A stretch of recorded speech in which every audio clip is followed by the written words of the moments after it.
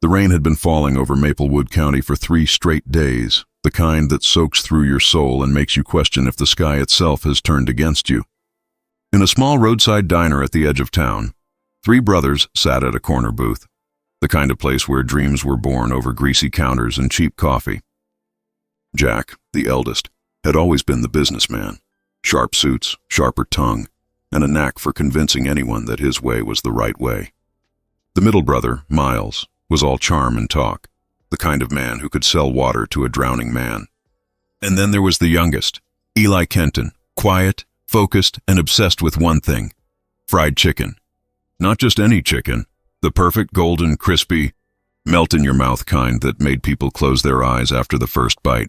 For years, the Kenton brothers had run a small roadside shack called Kenton's Diner, a local spot known for Eli's secret spice mix and his obsession with perfecting every batch.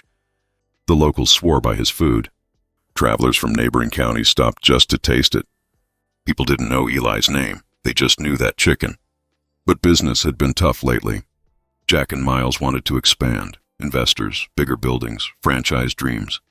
Eli didn't trust it. He believed in keeping it local, keeping it honest.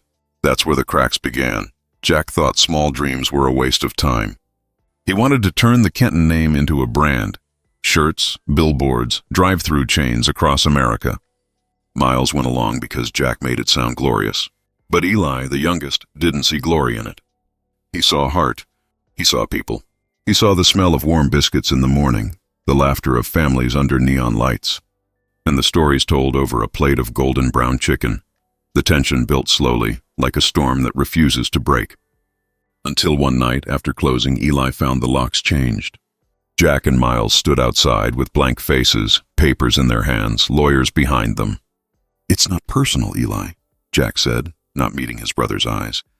"It's just business. You don't see the bigger picture. Investors want confidence. They think your old-fashioned ideas are holding us back." Eli stared at them, rain running down his face, heart pounding. "You mean my recipes, my chicken, my customers?" Miles looked down. Jack didn't flinch. "You'll get your share," Jack said. "You can move on. Do your own thing. Maybe open another shack somewhere. This is the future, Eli. We're taking Kenton's global." That night, Eli walked away with nothing but a notebook full of recipes and a heart full of fire. He watched the neon sign flicker behind him. Kenton's Diner, glowing in red and white. And he swore he'd never come back until he had built something so great, so loved, that the whole world would taste his dream and remember his name.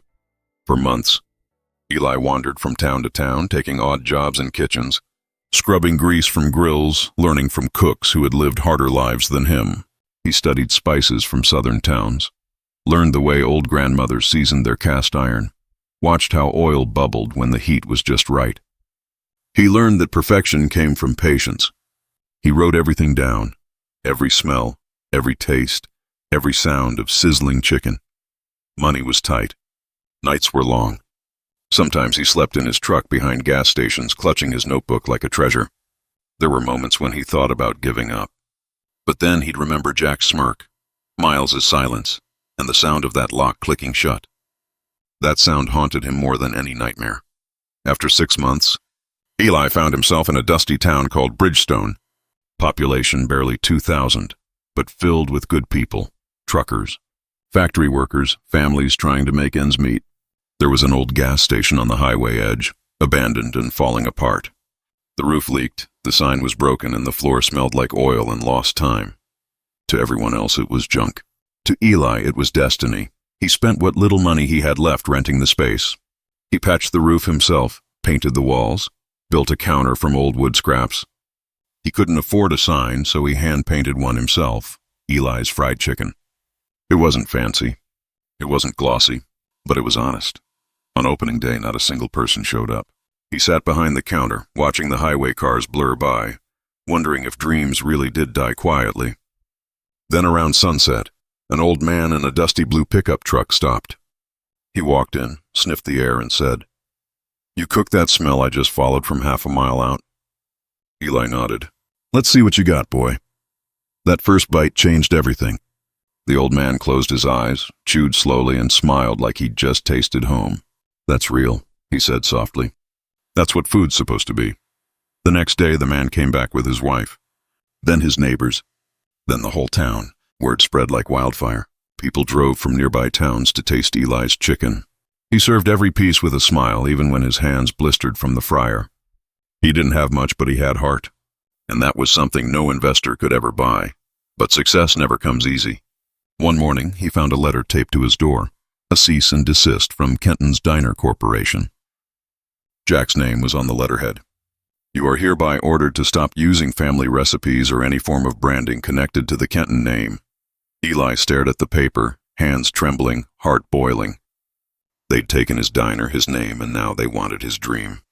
He looked around his little shop, the faded walls, the fryer that sputtered like an old friend, the smell of spices in the air, and realized something. They could take the name, but they couldn't take the flavor. That night, Eli sat outside under the stars, notebook open, pen in hand. He crossed out the name Eli's Fried Chicken and wrote something new, King's Fried Chicken. If they call themselves Kentons, he said softly, then I'll be the king. The next morning he repainted the sign. The customers didn't care about the name. They cared about the taste. They cared about him. King's Fried Chicken became a local legend. Truckers told stories about it across the interstate. Food bloggers wrote about the mystery Southern chef who makes fried chicken that could make a preacher cry. Soon, word reached the ears of investors. Not the corporate kind, but real people who believed in passion. One offered him a deal, open a second location in another town. Eli hesitated. The last time he'd trusted business partners, he'd lost everything. But this time he wasn't naive. He set the rules, signed the contracts himself, and kept his recipes locked away. But with success came challenges. Health inspectors, paperwork errors, sudden power outages that smelled suspiciously like sabotage. Rumors started spreading that King's Fried Chicken used stolen recipes. Eli knew where it came from, Jack's people. They couldn't stand seeing him rise. Then came the night someone threw a rock through his window, a note attached. You can fry chicken all you want, but you'll never be Kenton. Eli smiled, picked up the note and whispered, Good. I don't want to be. He doubled down. Worked harder. Every night he experimented with spices, trying to create something beyond perfect, something legendary. He found it one evening by accident, when a thunderstorm knocked out the lights and he kept cooking by candlelight. The oil burned differently, the crust crisped deeper, and the flavor turned richer. He called it storm fry. That became his signature dish. By year 2, King's Fried Chicken had 3 locations. People started wearing t-shirts with his logo, a crown made of fried chicken wings. Social media picked it up. Hashtags started trending. Celebrities passing through town posted pictures. But Eli didn't care about fame. Every time someone asked him what drove him, he just said, family. And somewhere in a glass office high above the city, Jack Kenton saw the headlines, Local Chef Takes America by Storm, and felt something he hadn't felt in years, regret. Miles stared at the photos quietly, realizing the brother they'd kicked out had built something bigger, purer, and loved by everyone. But Eli wasn't done. Because success was just the beginning, revenge was still cooking. The smell of fried chicken had become part of the American highway. From dusty southern towns to neon-lit city corners, King's Fried Chicken signs flickered in red and gold. The logo, a golden crown made of wings, had become an icon of comfort food. Truckers said you could find salvation in a bucket of King's chicken. Families lined up for miles on opening days. And somewhere behind it all was Eli Kenton, the man who had once been locked out of his own dream. 3 years had passed since he painted his first sign. What started as a one-man kitchen in Bridgestone had now spread to over 50 stores across the Midwest. People compared him to the greats, the Burger Kings, the Colonels, the donut empires. But Eli never smiled at the headlines. He stayed humble, grounded, and relentless. He still spent his mornings testing new spice mixes, still wiped counters with his own hands. The fire that had fueled him all those years hadn't dimmed. It had evolved. But success brings shadows. The more Kings grew, the harder the corporate world tried to pull it apart. Every week, new challenges appeared. Trademark lawsuits, fake social media scandals, inspectors showing up unannounced. Eli knew who was behind it. Jack Kenton had turned Kenton's Diner into a full-blown corporate chain, plastering his face on every billboard, calling himself the original taste of America. but people weren't buying it anymore. The food tasted empty, manufactured, without soul. And every time someone posted a photo of King's fried chicken with a caption that read, "This is what real cooking tastes like," Jack's empire lost another customer. One cold November morning, Eli stood in his Nashville kitchen, flipping chicken in a fryer that hissed like a living thing. His general manager, Lila, stepped in, holding a stack of newspapers. "You made the national page again," she said with a grin. Eli wiped his hands and scanned the headline. "The King of Fried Chicken outsells Kenton's nationwide."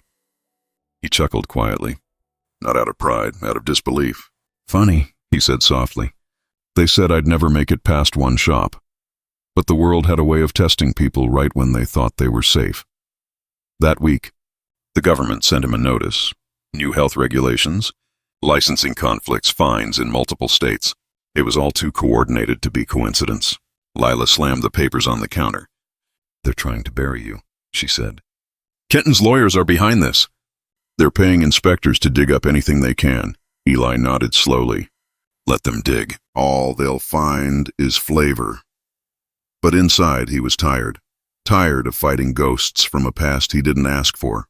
A week later, a reporter from a national magazine showed up. Her name was Rachel Moore, sharp-eyed and fearless. She wanted to do a feature on the man who fried his way to freedom. Eli almost said no. He hated cameras, hated attention, but something about her honesty disarmed him. As she interviewed him, she asked, "What made you keep going when your own family turned against you?" Eli paused, looking out at the bustling restaurant. "You ever tasted something that reminded you of home?" he asked. Rachel nodded slowly. "That's what I wanted people to feel. My brother saw business. I saw belonging. That's the difference." The article went viral. Millions read it, and for the first time, the truth about Eli's betrayal became public. People turned on Kenton's Diner. Hashtags like "The Real Kenton" and "Long Live the King" trended nationwide. Jack's board panicked. Miles, now a silent partner, called Eli for the first time in years. "Jack's losing control," he said nervously over the phone. "Investors are pulling out. They're saying you're the future. You should talk to him." Eli said nothing for a long moment. Then quietly, "He never talked to me when he threw me out. Why should I now?" But fate has a way of circling back. 2 months later, a fire broke out in one of Kenton's factories. No one was hurt, but the damage was massive. Insurance refused to cover it due to violations. The news spread like wildfire, Kenton's empire on the brink of collapse. Meanwhile, King's Fried Chicken was opening its 100th store. Lines stretched around blocks. TV stations covered it live. And there, in front of the cameras, Eli gave a short, calm speech. "This isn't just my dream. It's proof that good things built with honest hands can still win." That night he sat alone in his office, the glow of the city reflecting off his glass window. His phone buzzed again, another call from Miles. This time Eli answered. "Jack's sick," Miles said quietly. "Stress, maybe.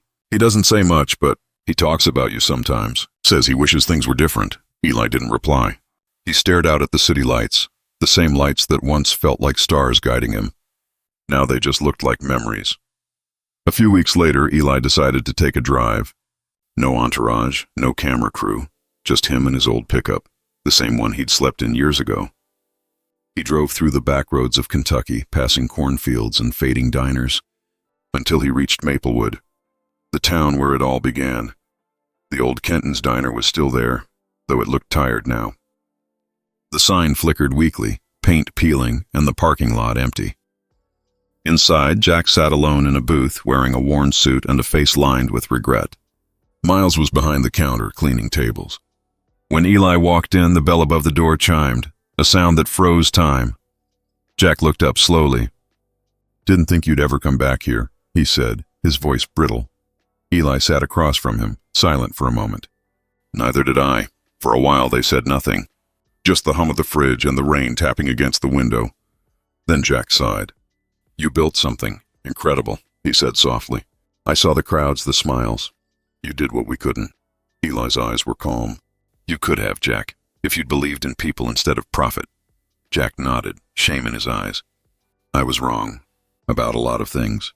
Eli took a deep breath. "You were my brother. All I wanted was for us to build something together, but maybe it had to happen this way." Miles, listening quietly, spoke up. He never stopped thinking about you, Eli, even when he pretended he didn't. Eli stood slowly. Come with me, he said. The brothers exchanged confused looks but followed him outside. A black SUV was parked across the street. Inside were two of Eli's managers. He handed them keys. Close the shop early, he said. Tonight's on me. He drove them for hours, through winding roads, past fields glowing under the moonlight, until they reached a gleaming building on the outskirts of the city. A massive red and gold sign shimmered above the doors. King's Fried Chicken headquarters. They walked inside. The smell hit them first, that familiar aroma of golden crust and warm spices. The same scent that once filled the old diner. Employees cheered when they saw Eli. Cameras flashed, but he waved them off and led his brothers to a private dining room. There, on a single table, were 3 plates. 3 pieces of golden brown chicken. The original recipe, the one Eli had perfected long ago. He gestured for them to sit. Try it, he said simply. Jack hesitated, then took a bite. Miles followed. The flavor exploded, nostalgic, soulful, the taste of home they hadn't felt in years. Jack's hands trembled. This is ours, he whispered. Eli smiled faintly. No, Jack, this was never ours. It was always meant for everyone. Jack's eyes watered. Why bring us here? Why not let us fade away? Eli looked at both of them, calm and steady. Because revenge isn't about destroying someone. It's about proving who you are without them. I wanted you to see what love and honesty can build, what greed can never buy. The room fell silent. Jack stared down, unable to speak. Miles wiped his eyes. The same air that once carried bitterness now felt lighter, almost peaceful. Later that night, as Eli stood outside the building, the neon sign glowing above him, reporters gathered for the grand reopening ceremony. One asked, "What does King's Fried Chicken mean to you?" Eli thought for a moment, then smiled. It means that no matter who tries to shut the door on you, you can always build your own. The crowd applauded. Cameras flashed, and somewhere in the crowd, Jack and Miles watched, humbled, silent, maybe even proud. That night, as Eli drove home, the radio played an old Southern tune. The same one that used to echo from the diner jukebox years ago. He rolled down the window, feeling the wind against his face, and whispered to the night, "We did it." Because revenge wasn't the real victory. Redemption was. And across America, people lined up under glowing red crowns, biting into crispy wings, smiling at a taste that carried one man's story. The story of a brother who turned pain into purpose and built a dream the world would never forget.